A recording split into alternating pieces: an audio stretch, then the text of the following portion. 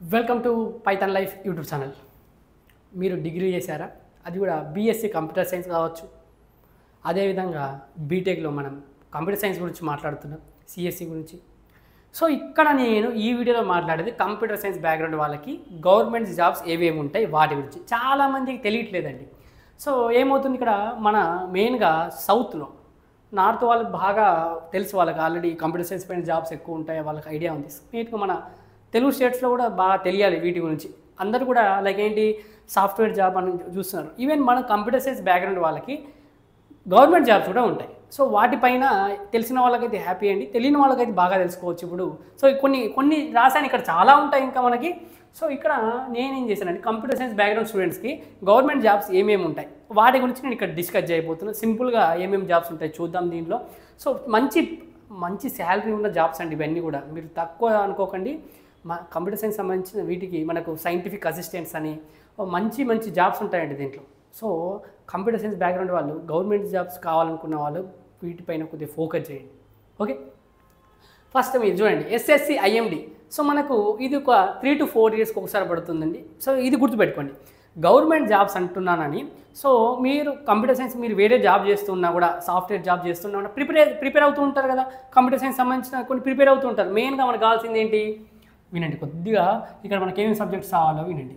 Operating system. Okay, so మనకి ఇక్కడ కావాల్సింది ఏంటంటే ఫస్ట్ ఇక్కడ ఓఎస్ ఆపరేటింగ్ సిస్టమ్, తర్వాత ఏంటి డిబిఎంఎస్, తర్వాత ఏంటి computer network CN. Okay, main ఇవన్నీ కూడా ఊప్స్ కాన్సెప్ట్. ఒక ప్రోగ్రామింగ్ లాంగ్వేజ్, మనకు ప్రోగ్రామింగ్ లాంగ్వేజ్ గురించి ఐడియా ఉండాలి. తర్వాత ఇవి చాలా ఇంపార్టెంట్. ఇవన్నీ అయితే మెయిన్గా ఈ 3 అయితే చాలా important. Operating system, DBMS, CN, తర్వాత సిడి కంపైలర్ డిజైన్ కావచ్చు, ఆటోమేటా కావచ్చు. ఓకే, ఇవన్నీ కూడా మనకి ఇంపార్టెంట్ అండి. సో ఇవన్నీ కూడా మనకు సబ్జెక్ట్స్. మీరు సాఫ్ట్వేర్ జాబ్ చేస్తున్నా కూడా, మీరు ఎక్కడున్నా కూడా, మీకు గవర్నమెంట్ జాబ్ ఇష్టం ఉంటే, ఇటు సైడ్ రావాలనుకున్న వాళ్ళు కంప్యూటర్ సైన్స్ మీద ఇవన్నీ కూడా ప్రిపేర్ అవుతూ ఉండండి. అదేవిధంగా తర్వాత మనకేంటి ఏమేమి మరి ఎస్ఎస్సి ఐఎండి ఉంటుంది. ఇది మనకు 3 yearsకి ఒకసారి పడుతుంది, 3 to 4 years క్యాలెండర్ ఇస్తారు ఎస్ఎస్సి వాళ్ళే. సో అక్కడ మనకు చెప్తారు. తర్వాత డిఆర్డిఓ, ఇది కూడా 3 yearsకి ఒకసారి పడుతుందండి. దీంట్లో మనకు సైంటిఫిక్ అసిస్టెంట్స్ అని ఉంటాయి. సో డిఆర్డిఓ మనకు సెప్టమ్, ఇది డిఆర్డిఓ సెప్టమ్ అని ఉంటుంది. సో దానికి సంబంధించిన జాబ్స్ ఉంటాయి.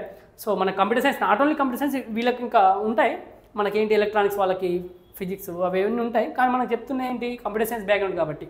సో ఎస్ఎస్సి ఐఎండి డిఆర్డిఓలో ఉంటుంది. తర్వాత ఎన్టీఆర్ఓలో కూడా మనకు కంప్యూటర్ సైన్స్ పైన సైంటిఫిక్ అసిస్టెంట్ జాబ్స్ ఉంటాయి. తర్వాత ఇస్రోలో కూడా, ఇస్రోకి తెలుసు కదా, అక్కడ కూడా మీరు జాబ్ చేయొచ్చు. జస్ట్ మనం ఎగ్జామ్ క్రాక్ చేయాలి కంప్యూటర్ సైన్స్ పైన. తర్వాత ఎన్ఐసి, నేషనల్ ఇన్ఫర్మేటిక్స్ సెంటర్, ఎన్ఐసిలో కూడా మన కంప్యూటర్ సైన్స్ పైన జాబ్లు ఉంటాయి. బార్క్, సో దీనిపైన కూడా మన బార్క్లో కూడా కంప్యూటర్ సైన్స్లో మనకు జాబ్స్ ఉంటాయి. కంప్యూటర్ సైన్స్ పైన అంటే ఏ విధంగా, ఫస్ట్ పేపర్ ఉంటుంది. ఫస్ట్ పేపర్లో మనకి ఏమేమి ఉంటాయంటే, మీరు గవర్నమెంట్ జాబ్ అంటే గుర్తుపెట్టుకోవాలి ఎప్పుడైనా. యాప్టిట్యూడ్, రీజనింగ్, తర్వాత ఇంగ్లీష్, తర్వాత జనరల్ అవేర్నెస్.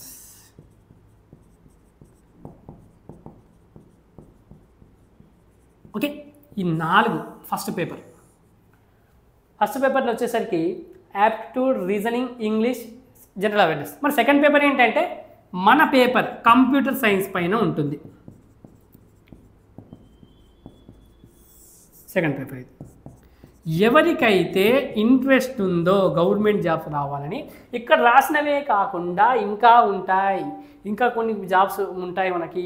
ఏంటి ఫేమస్ ఏంటి, ఐఎండి కావచ్చు, డిఆర్డిఓ కావచ్చు, ఎన్టీఆర్ఓ కావచ్చు, ఇస్రో కావచ్చు, ఇవన్నీ కూడా ఫేమస్. వీటిలో మనకు కంప్యూటర్ సైన్స్ పైన సైంటిఫిక్ అసిస్టెంట్ జాబ్స్ కావచ్చు, ఇంకా మంచి జాబ్స్ ఉంటాయి. సో మీరేం చేయాలి, aptitude, reasoning, English, general awareness. Aptitude, reasoning మరీ ఏం టఫ్ ఇయ్యరండి, ఎస్ఎస్సి వాళ్ళు కొద్దిగా టఫ్ ఉంటుంది. ఈ డిఆర్డిఓ కొద్దిగా మనకు ఒక్కొక్క ఎగ్జామ్ ప్యాటర్న్ చూసుకోండి ఒకసారి. అన్నీ కూడా టఫ్ ఉన్నాయని చెప్పను, వాటిలో వీటిలో కొన్ని యాప్టిట్యూడ్, రీజనింగ్ చాలా టఫ్ ఏమి ఉండవు. ఎస్ఎస్సి లెవెల్ అంటే ఎక్కువ ఉంటుంది, మిగతా కొద్దిగా మీడియం లెవెల్లో ఉంటాయి. మరీ అంత సింపుల్ అంటే మరీ అంత టఫ్ ఉండదు, మరీ అంత సింపుల్ ఏమి ఉండదు. సో కొద్దిగా ఏం చేయండి గమనించాలి. పేపర్ సంబంధించి మనం ఏ విధంగా పేపర్ వస్తుంది, లైక్ ప్రీవియస్ పేపర్ చెక్ చేయండి. ప్రిపేర్ అవుతూ ఉండండి. టెస్ట్ మనకు ఏంటి ప్రాక్టీస్ చేయాలి. ప్రీవియస్ పేపర్స్ అన్నీ కూడా ప్రాక్టీస్ చేయాలి. చాలా యాప్స్ ఉన్నాయి, ఆ యాప్స్లో ప్రాక్టీస్ చేసుకోవచ్చు మీరు. ఓకే, ఇంగ్లీష్ మనకు ఈడియమ్స్ అండ్ ఫ్రేజెస్, గ్రామర్ గురించి ఐడియా ఉండాలి, ఇవన్నీ కూడా అవసరం. ఓకే, తర్వాత జనరల్ అవేర్నెస్, కరెంట్ అఫైర్స్ కావచ్చు, సైన్స్ అండ్ టెక్నాలజీ కావచ్చు. మెయిన్గా సైన్స్ అండ్ టెక్నాలజీ, ఇప్పుడు డిఆర్డిఓ కావచ్చు, ఇస్రో కావచ్చు, సైన్స్ అండ్ టెక్నాలజీ కూడా ఐడియా ఉండాలి మీకు. డిఆర్డిఓకి సంబంధించిన ఇప్పుడు జాబ్ రాస్తున్నారు మీరు, డిఆర్డిఓకి సంబంధించిన మిజైల్స్ గురించి కావచ్చు, వాటి గురించి ఐడియా ఉండాలి. మనం దేన్నైతే టార్గెట్ ఇస్తున్నాం దానికి సంబంధించి తెలిసి ఉండాలి కదా. సో ఆ విధంగా చాలామంది ఈ first paper, second paper computer science గురించి ఉంటుంది. మెయిన్ సబ్జెక్టులు మాత్రం operating system, DBMS, computer networks, వీటిని మాత్రం నెగ్లెక్ట్ చేయకండి. తర్వాత కంపైలర్ డిజైన్, ఆటోమేటా, ఇవన్నీ కూడా చాలా ఇంపార్టెంట్ అండి. సో కంప్యూటర్ సైన్స్ సంబంధించిన బ్యాక్గ్రౌండ్ గవర్నమెంట్ జాబ్స్. ఇంకా ఎవరైతే టీచింగ్ ఫీల్డ్ రావాలనుకుంటున్నారో, ఇంకొకటి ఇక్కడ మర్చిపోయాను, బీఎస్సీ కంప్యూటర్ సైన్స్ వాళ్ళకు ఛాన్స్ ఉంటుంది దీనిపైన. లేదా కొన్నిసార్లు బీఎస్సీ కంప్యూటర్ సైన్స్ లేకపోతే ఎంఎస్సీ కంప్యూటర్ సైన్స్ ఛాన్స్ ఉంటుంది. లేదా బీటెక్ డిగ్రీకి అయితే ప్రతి ఒక్కరికి మ్యాక్సిమం ఉంటుంది. కొన్ని ఏముంటాయంటే ఎంఎస్సీ బీటెక్ వాళ్ళకు ఉంటాయి. సో అది గమనించాలి. సో మీరు డిగ్రీ అయినా కూడా, బీఎస్సీ కంప్యూటర్స్ అయినా కూడా మీరు ఈ జాబ్స్ని క్రాక్ చేయొచ్చు. ఓకే, గమనించండి ఇది.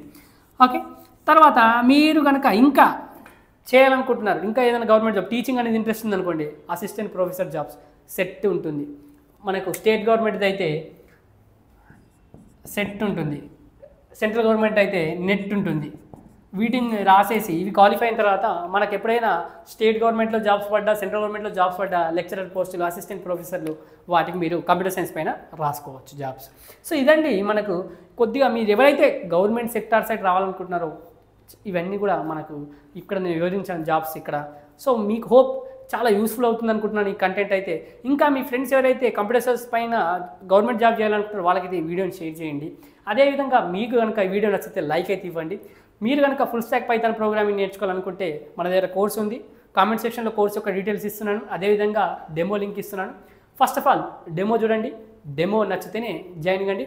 Thank you for watching this video. Please subscribe to Python life YouTube channel.